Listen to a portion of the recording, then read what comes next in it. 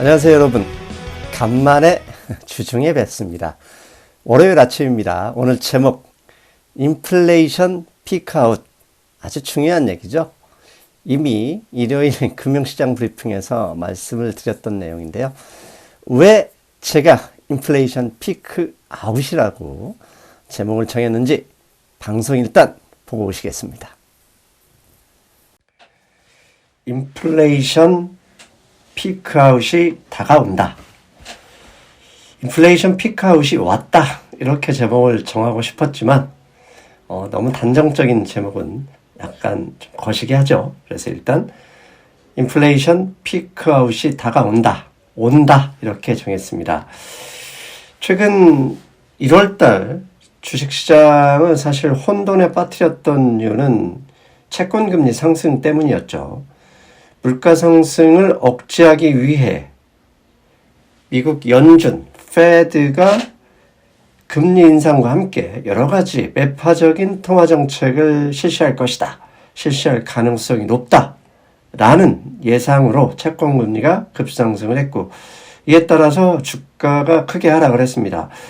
이 물가 상승 억제의 가장 큰 변수는 결국 임금 상승률입니다. 임금 상승률이 높아지면 이를 잡아내기 위해서 금리 인상 가능성이 점점 높아진다는 거. 이를 좀 더 전체적으로 도대체 어떤 흐름이 있었는지 살펴볼 필요가 있죠. 맨 먼저 현재의 모든 일은 결국 코로나 바이러스 때문에 발생을 했죠. 이 코로나 바이러스가 20년 팬데믹 선언 이후 줄어들지 않고 있었고, 이 바이러스 오미크론 등등 현재의 급격한 이 전염률 때문에 고용 쇼티지가 생겼습니다. 왜? 사람들을 만나는 것 자체를 뭐라고 하죠? 두려워했던 거죠. 그래서 일을 하지 않으려고 하면서 나온 고용 쇼티지. 마찬가지로 사람들이 일을 하지 않고 정부의 방역 정책 때문에 공급망 체인이 훼손돼 버렸죠. 이게 중국에서 제로 폴리시 정책이 가장 현재 많은 영향을 주고 있고, 이렇게 되니까 바로 고용 쇼티지는 임금 상승으로, 공급망 체인 훼손은 기업들이 이때다 하면서 핑계를 대고 가격을 인상을 했죠. 문제는 가격을 인상하게 되면 수요가 감소하면 됩니다. 하지만 임금 상승률이 높아짐에 따라서 수요가 그것을 버텨낸다는 거죠. 이에 미국 연준이 깜짝 놀라서, 연준은 매파적인 통화 정책으로 이 공급망 훼손을 어떻게 다시 살려낼 방법이 없습니다. 결국 연준은 수요 측면에서 임금 상승이나 이 개인들이 인간에서 물건 가격이 올라도 감당하게 되는 이것만 막아내면 일단 물가 상승을 억제할 수 있다. 이런 결론을 내리고 매파적인 통화 정책을 실시하게 됐습니다. 그래서 증시가 불안해졌고 채권금리가 상승, 이게 맞물려 돌아갔던 것이죠. 가운데 임금 상승, 가격 인상, 여기서 설명드릴 수 있는 것은 공급망 쇼티지를 핑계로 기업이 이때다 하고 가격을 인상합니다. 그런데 만약 민간에서 이것을 수용할 수 없으면 가격이 떨어지는데 임금 상승률이 높아지면서 수요가 같이 따라 붙었던 거죠. 이게 물가 상승으로 이어졌다. 이게 지금까지 보여지는 그림으로 제가 설명드리는 겁니다. 그런데 앞에서 잠깐 언급을 했죠. 페드의 통화정책은 공급망 복구에 관여할 방법이 없습니다. 왜? 통화정책이 뭡니까? 금리를 올리고 내리고 채권을 사주고 되사고 이런 거기 때문에 기업들의 정책, 그 다음에 오미크론 등 코로나 바이러스를 잠재울 방법이 없습니다. 그래서 페드가 선택한 것은 금리 인상과 이 양적 긴축을 통해서 일정 유동성을 흡수하고, 그렇게 되면 가계에서 수요 증가, 이 지출 확대가 줄어들 것이다. 이러면 물가를 잡아낼 수 있다라는 매파적인 정책이 나오게 됐던 겁니다. 자, 이걸 다시 한번 돌아보면 기업의 가격 인상 압력이 만약에 낮아진다면, 가격 인상 압력을 어떤 이유로든 막아낼 수 있다면 물가는 안정될 수 있다. 이런 결론을 우리가 내릴 수 있죠. 근데 가격 인상 압력을 막는다고 임금 상승을 못하게 할 수는 없단 말이죠. 그래서 한편으로는 기업에서는 상황이 이렇게 되면 어떻게 하죠? 네, 생산성 향상으로 임금 상승에 대한 압력을 막아낼 수도 있다는 거죠. 원래 그런 거지 않습니까? 인건비가 많이 오른 나라일수록 자동화, 기계화 비중이 높아지면서 생산성을 올린다는 겁니다. 즉 생산성 향상이란 기계화, 자동화 등을 통해 사람이 없어도 사람이 숫자를 줄여도 기업 이익에 매출에 아무런 영향을 주지 않게 미리 방어, 예방, 그 다음에 대책을 강구하는 것이다. 이렇게 말할 수 있습니다. 즉 만약에 생산성이 높아진다. 이 말은 고용 숫자가 줄어도 기업 매출, 순이익에 별 영향이 없으면 페드의 통화정책에 여유가 생길 수 있다라는 결론을 내릴 수 있습니다. 자, 지난 우리 연휴에 들어가기 직전이었던 1월 28일 한국 시간으로는 29일 새벽이었죠. 미국 증시가 금요일 여러 가지 지표가 안 좋았음에도 불구하고 급반등이 나타났습니다. 사실 금요일 이후에 지난주도 상황이 그 페이스북 실적 그 충격을 빼고는 괜찮았습니다. 지금 보시는 그림에서 오른쪽 동그라미, 붉은색 동그라미가 1월 28일 극적인 반등을 보여준 나스닥 지수를 지금 제가 올려놓은 건데요. 그렇다면 28일 왜 저렇게 28일 장 시작 전에는 지수가 안 좋았습니다. 마이너스 다우지수 기준 300포인트 이상 마이너스였다가 슬금슬금 올라가더니 저렇게 급등해서 마감을 했는데 왜 28일 채권금리 상승에도 불구하고 나스닥은 상승으로 방향을 틀었을까? 그걸 추적해볼 이유가 분명 추적해볼 필요가 있습니다. 지금 보시는 사진은 밸런스.com이 1월 28일 오후 1시 한국 시간으로는 1월 29일 새벽 3시 40분에 나왔던 기사입니다. 사실 연휴에 들어갔기 때문에 이 뉴스에 크게 신경을 쓰지 않았는데 아차 싶었습니다. 이게 뭐냐? Employers Labor Cost, 즉 노동원가 상승률이 4분기에 slowed a bit, 다소 완화되었다. 이게 다소 완화됐다. 노동원가 상승률이 뭡니까? 임금이죠. 임금 상승률이 다소 완화됐으니까 앞에서 제가 말씀드린 기업이 제품 가격 인상을 하는 것에 어느 정도 여유가 생길 수 있다는 얘기죠. 그래서 제가 1월 28일에 저 뉴스 하나 살펴보고 저걸 게시한 미국 노동부에 들어갔더니 이런 게 나옵니다. 이 테이블, Employment Cost Index, 단위 노동 비용, 이 증가율이 나오는데 지금 붉은색 박스 보이죠? September 2021년, 즉 21년 3분기에 지금 시빌리언, 즉 민간 부분 일자리의 임금 상승률 1.3%였는데 지난 1월 28일에 발표된 4분기, 2021년 4분기 임금 상승률, 노동원가, 단위 노동원가는 1%로 상승률이 3분기보다 다소 완화됐다는 겁니다. 저 뉴스로 일단 28일 반등을 보여줬는데 2월 4일입니다. 일주일이 지난 2월 4일에도 미국의 고용지표가 상당히 좋았습니다. 수요일 ADP 리포트와는 완전히 다르게 1월 고용지표가 상당히 좋았고 임금 상승률도 예상보다 높았습니다. 당연히 2월 4일 우리가 잠든 시기에 미국의 채권금리는 2년 만기 채권금리는 1.3%를 넘어섰고요. 10년 만기 채권금리는 1.9%를 훌쩍 넘어버렸음에도 불구하고 나스닥 지수가 상승을 했습니다. 지금 보시는 화면은 한국경제의 김현석 기자님, 그나마 참 제가 인정한다고 별건 아니지만 제가 상당히 높은 수준의 기사로 즐겨보는 김현석 기자님의 월스트리트 나우에서도 이것을 의문을 표했어요. 고용의 급증에도 금리가 올랐어요. 채권금리가 올라가면 기술주가 떨어지는 게 당연한데 금요일에는 기술주가 그냥 폭등 수준으로 크게 올랐습니다. 그래서 왜라고 김현석 기자님도 의문을 제기했는데 김현석 기자님께서는 아마존의 실적 상승, 전날 페이스북 때문에 충격을 받았던 게 원위치 됐고, 아마존 때문에 원위치 됐고, 또 하나는 위험자산 선호 현상의 복귀 가능성을 언급했습니다. 그렇다면 위험자산 선호 현상이 뜬금없이 왜 복귀 가능성이 나왔느냐? 이 부분에 대해서는 김현석 기자님이 언급을 안 하셨어요. 그래서 제가 살펴봤는데 2월 4일 금요일 새벽에 연합인포맥스에 중요한 뉴스가 하나 나왔습니다. 아무도 이 뉴스에 관심을 그다음에 이게 크게 중요한 이야기가 되지 않을 것이다 라고 생각했는지 관심을 표명하지 않았어요. 내용은 미국의 4분기에 생산성이 6.6%가 증가했다고 합니다. 여러분, 생산성이 증가하면 이게 무슨 얘기죠? 기계와 자동화 비율이 높아졌다는 얘기고, 반대로 사람을 고용하지 않는다는 얘기입니다. 즉 당연히 고용 숫자가 줄어들었으니 단위 노동의 비용이 증가하긴 했지만 아주 적게 증가해버린 겁니다. 이거 제가 앞에 설명드렸죠.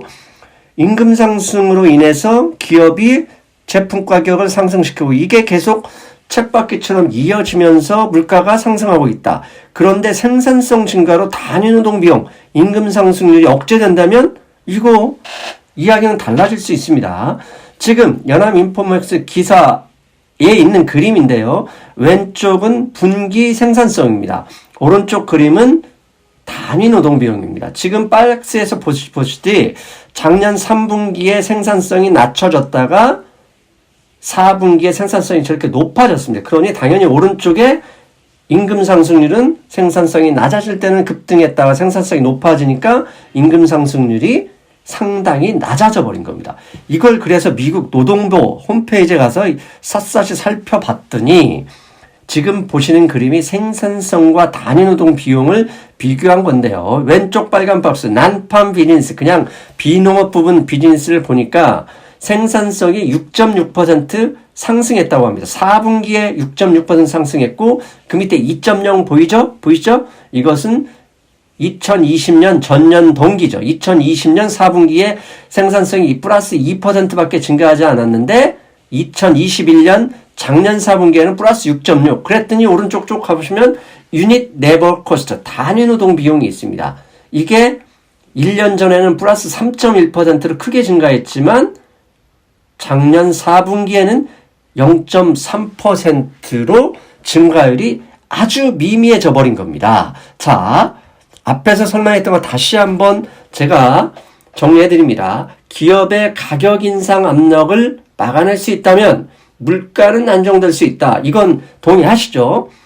즉 임금 상승에 따라서 가격 인상 경로를 생산성 향상으로 막아낼 수 있다면 우리가 걱정하듯이 페드의 아주 무식한 매파적인 정책이 나오지 않을 수도 있다. 이런 컨센서스가 퍼지고 있다는 것입니다. 지금 보시는 그림은 배런스닷컴에서 2월 4일 오후 5시 30분 한국 시간으로는 5시 30분이니까 2월 5일 한국은 토요일 2월 5일 아침 7시 30분에 나왔던 기사입니다. 뭐라고 나와있냐? Despite job blowout, 즉 1월 고용지표에 예상치 못한 상당히 호식적에도 불구하고 미국 증시가 less aggressive Fed, 즉 Fed의 공격적인 통화 정책을 덜 할 것이다라고 예상하고 배팅했다고 본 겁니다. 금요일날. 그래서 기술주가 많이 올랐다.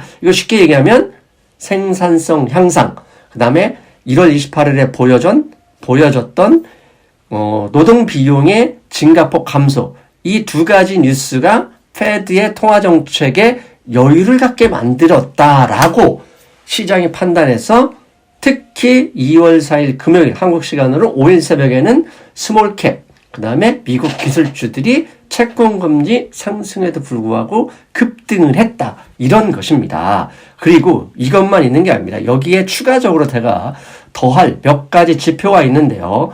먼저 지난번 방송에서 잠깐 언급을 했었죠. 리버스 레퍼. 한마디로 레퍼는 뭐죠? 채권 맡기고 돈을 가져갔었는데 리버스 레퍼는 그냥 돈을 가져와서 채권 돌려달라는 얘기입니다. 그러니까 아마 돈 그냥 맡기는 거예요. 한마디로 쉽게 말하면 다 필요 없어. 그냥 내 돈 받아줘. 이자 필요 없어. 연준 니네가 내 돈 가지고 있어줘. 이렇게 얘기를 한 겁니다. 왜? 왜 그랬을까요? 이 금액이 무려 1.64조 달러입니다. 페드가 QT를 하나 만에 실시를 채 하기도 전에 이미 시중에 풀렸던 1.64조 달러가 페드로 다시 돌아와 버렸어요. 이 얘기는 뭡니까? 굳이 페드가 증시에 충격을 줄 아주 강한 매파적인 정책을 서둘러 하지 않아도 될 여유가 생겨버린 겁니다. 그리고 또 하나 보여드릴까요? 10-year break even inflation rate입니다. 즉 10년 만기 채권 금리 대 TIPS 물가연동체를 뺀 금리를 10-year break even inflation rate라고 합니다. 이게 올라가면 물가 상승률이 계속 압력이 높아진다는 얘기고 내려가면 안정을 찾아서 물가 상승 압력이 조금씩 하락하고 있다. 이렇게 보셔도 되는 지표입니다. 현재 오른쪽 화살표 보이죠? 작년 11월 2.78% 고점을 찍은 이후에 조금씩 10-year break even inflation rate가 하락하고 있다는 거. 물가지수 상승 압력이 조금씩 누그러지고 있다는 것이죠. 그런데 가끔 우리가 방송에서 언급하는 페드와치, CME 선물거래소에 상장되어 있는 페드와치만 보면 다 필요 없이 금리는 올해 연말, 내년 초에 1.3%까지 올라갈 수 있는 가능성을 계속 배팅하고 있잖아요. 그런데 페드와치가 실제로 항상 금리 인상을 정확하게 예측했던 것은 아니다는 것을 지금 그림에서 보실 수 있습니다. 즉 왼쪽에 보면 붉은색 점선 동그라미를 표시했죠. 페드와치가 보이는 회색입니다. 2010년, 11년에도 페드와치는 당시에 2.5% 금리 인상을 예상을 했었지만 여러분 아시잖아요. 금융위기 후 첫 번째 금리 인상은 2016년 겨울에 되어서야 실시했었다는 거. 즉 페드와치가 항상 맞는 것이 아니라는 점. 2011년과 13년에도 최근에 페드와치가 궁극적으로 앞서가는 만큼 그렇게 올랐었지만 실제 인상은 꽤 오래 지났었다라는 것을 말씀드릴 수 있는 겁니다. 그래서 앞에서 정리했던 말씀, 생산성 향상, 단위노동 임금 상승률, 그러니까 거의 증가가 없는 0.3% 정도, 이렇게 임금 상승률이 억제가 되고 있는 지표가 눈에 보이기 때문에 페드의 공격적인 통화 정책에는 여유가 생겼다라고 짐작할 수 있습니다. 그걸 증시가 1월 28일, 2월 4일에 알아버려서 채권금리 상승에도 불구하고 기술주가 올랐다, 이렇게 말씀드릴 수 있는 겁니다. 즉 3월 금리 인상은 제가 볼 때는 피할 수는 없을 것 같습니다. 3월 금리 인상 0.5%든 0.25%든 하게 될 텐데 그 이후에는 앞에서 말씀드린 여러 가지 지표를 볼 때 인플레이션은 진정될 가능성이 높아졌다. 그러므로 현재 보시는 10년 만기 채권 금리 1.93%로 마감한 이 채권 금리는 지금 팬데믹 이전 수준이거든요. 결국 이 수준에서 고점을 형성할 가능성이 높다. 즉 피크아웃이 다 됐다. 이렇게 제가 강하게 주장하는 이유가 되는 겁니다. 그렇게 되면 어떻게 되죠? 기술 성장주에 대한 과도한 매도 심리는 이제는 반대로 매수 심리로 변화될 필요가 있다. 이렇게 말씀드릴 수 있습니다. 다만 국제 유가가 슬금슬금 올라가죠. 혹시라도 100달러 가까이 가면 이 100이라는 이 상징적인 심리적인 이게 흔들 수 있는 심리적인 지표를 흔들어 버리는 그런 숫자가 될 수 있기 때문에 단기적인 충격은 올 수도 있습니다. 하지만 만약에 100달러 돌파로 단기 충격이 온다? 있는 돈 없는 돈 끓여서 주식을 사도 되겠다. 저는 그렇게 이 연사 강력하게 주장을 합니다. 어떻습니까? 사실 우리가 몰랐던 거죠. 사실 작년부터 이미 돈이 유동성이 스스로 회수됐었고, 그 다음에 그 고용 쇼크에 대비해서 기업들이 이미 기계화, 자동화 상당히 진행하고 있다. 그래서 생산성이 급격하게 향상되고 있다는 점, 이 점은 페드가 인플레이션에 대한 그 통화정책 여력을 확보했다. 이렇게 볼 수 있겠습니다. 그래서 곧 페드 와치에서 나오는 것처럼 급격한 금리 상승에 대한 우려감은 조금씩 줄고 있다. 이게 오늘 방송의 결론입니다. 아셨죠? 예. 이제는 조금 나아지는 증시 환경 기대할 수 있겠습니다. 저는 일요일 금융시장 브리핑에서 뵙겠습니다. 여러분, 안녕.